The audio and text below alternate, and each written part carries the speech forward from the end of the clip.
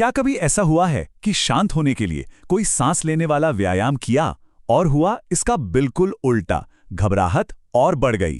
खासकर अगर कोई लॉन्ग कोविड से जूझ रहा हो तो ये अनुभव बहुत आम है। तो आज हम इसी के बारे में बात करने वाले हैं कि आखिर ऐसा होता क्यों है और इससे निपटने के लिए क्या किया जा सकता है। अजीब बात है ना? मतलब जिन तकनीकों से आराम मिलना चाहिए, सुकून मिलना चाहिए, वही अक्सर चिंता को और बढ़ा देती हैं। तो सवाल यह है कि आखिर गड़बड़ हो कहाँ रही है? और ये देखिए, ये कोई अकेला अनुभव नहीं है। बहुत से लोग ऐसा महसूस करते हैं। जैसे ये एक रेडिट यूजर ने लिखा है, बॉक्स ब्रीथिंग मुझे ये बहुत तनावपूर्ण लगता है। सांस रोकने से मुझे घबराहट होती है। सोचिए, सिर्फ सांस रोकने का ख्याल ही कितना बेचैन कर सकता है। यहाँ एक और यूजर का अनुभव है जो इस समस्या की गहराई को दिखाता है। वो कहते हैं, सांस लेने का काम करना चिंताजनक है। मैं अब 10 सेकंड से ज्यादा सांस नहीं रोक सकता, वरना मुझे लगता है कि मेरा दम घुट रहा है। ये सिर्फ थोड़ी असुविधा की बात नहीं है, ये दम घुटने जैसा महसूस हो सकता है, जो कि शांत होने का एकदम उल्टा है। तो चलिए अब जरा इसके पीछे के विज्ञान को समझते हैं। ये शांत करने वाले व्यायाम इतने परेशान करने वाले क्यों लग सकते हैं? इसका जवाब असल में हमारे नर्वस सिस्टम में छिपा है। यहाँ जो एक जरूरी शब्द है वो है डिसऑटोनोमिया।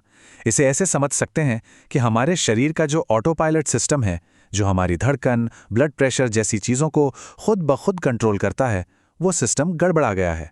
और लॉन्ग कोविड में अक्सर यही होता है। ये सिस्टम फाइट और फ्लाइट यानी लड़ो या भागो वाले मोड में, समझिए, अटक सा जाता है।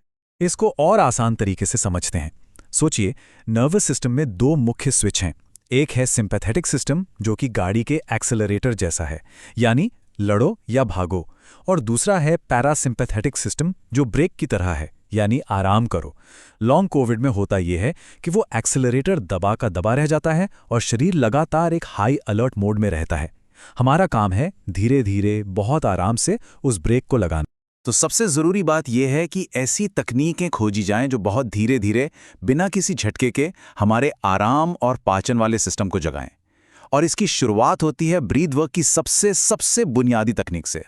और ये है डायाफ्रामेटिक ब्रीथिंग, जिसे हम पेट से सांस लेना भी कहते हैं। ये बहुत ही आसान है, बस आराम से बैठना है। एक हाथ छाती पर और दूसरा पेट पर। अब जब सांस अंदर लें तो सोचे कि पेट के अंदर एक गुब्बारा फूल रहा है। पेट पर रखा हाथ ऊपर उठना चाहिए और जब सांस छोड़ें तो वो हाथ धीरे धीरे नीचे आ जाएगा। बस कोशिश ये करनी है कि छाती ज्यादा नहीं ले। अच्छा, तो ये तो हुई बुनियाद। अब चलिए आगे बढ़ते हैं और देखते हैं कि हमारे पास और कौन कौन से टूल्स हैं। क्योंकि देखिए, एक ही तरीका हर किसी के लिए काम नहीं करता। सबको अपनी जरूरत के हिसाब से कुछ चुनना पड़ता है। ये एक बहुत ही मजेदार और विजुअल टेक्निक है। बस अपने आसपास कोई भी आयताकार चीज देखिए, जैसे कोई खिड़की, दरवाजा या टीवी।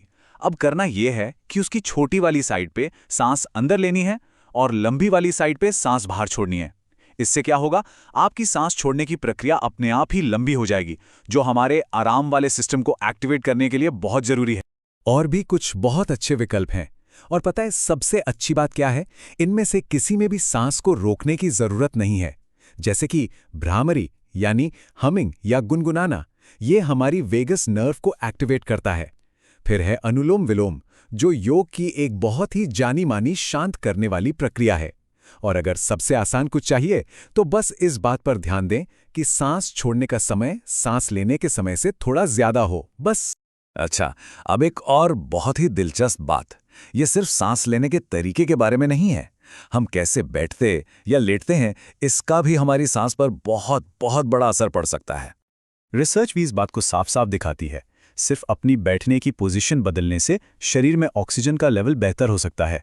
इस चार्ट को देखिए, जब कोई सीधा बैठता है तो ऑक्सीजन सैचुरेशन सबसे ज्यादा होता है और जब कोई पीठ के बल लेटता है तो सबसे कम। कितना छोटा सा बदलाव है, पर असर कितना बड़ा है। तो अगर कभी सांस लेने में तकलीफ महसूस हो तो ये कुछ पोजीशंस हैं जो NHS और WHO भी सुझाते हैं और जिनसे तुरंत आराम मिल सकता है। जैसे कि किसी टेबल पर तकिए रखकर उन पर सिर रखकर आगे की तरफ झुकना, या फिर तकियों का सहारा लेकर करवट से लेटना। तो कुल मिलाकर बात यह है कि किसी एक सबसे अच्छी तकनीक के पीछे भागने की जरूरत नहीं है। असल लक्ष्य है अपने शरीर को सुनना और उसका विशेषज्ञ बनना। और यही सबसे बड़ा संदेश है, शुरुआत हमेशा छोटी होनी चाहिए। याद है वो रेडिट यूजर जिनका लक्ष्य दिन में 3 बार सिर्फ 1 या 2 मिनट अभ्यास करना था? वो एकदम सही सोच रहे थे। कितनी देर कर रहे हैं उससे ज्यादा जरूरी है कि आप रोज कर रहे हैं या नहीं। और आखिर में ये एक और कोट है जो सारी बात का सार बता देता है। एक यूजर लिखते हैं, मेरे लिए सबसे अच्छा तरीका है आराम से लेटना, आंखें बंद करना, हल्का संगीत चलाना और बस सामान्य रूप से सांस लेना। कभी-कभी सबसे आसान रास्ता ही सबसे अच्छा होता है। कोई तकनीक नहीं, कोई गिनती नहीं, बस अपने शरीर को वो करने देना जो वो करना जानता है। तो हम इस एक सवाल के साथ आज की बात खत्म करते हैं। क्या ऐसा हो सकता है कि ठीक होने का असली राज मुश्किल तकनीकों में नहीं, बल्कि बहुत प्यार से अपने शरीर के इशारों को सुनने और समझने में छिपा हो? शायद ठीक होने का सबसे ताकतवर रास्ता हमेशा से हमारे अंदर ही मौजूद था।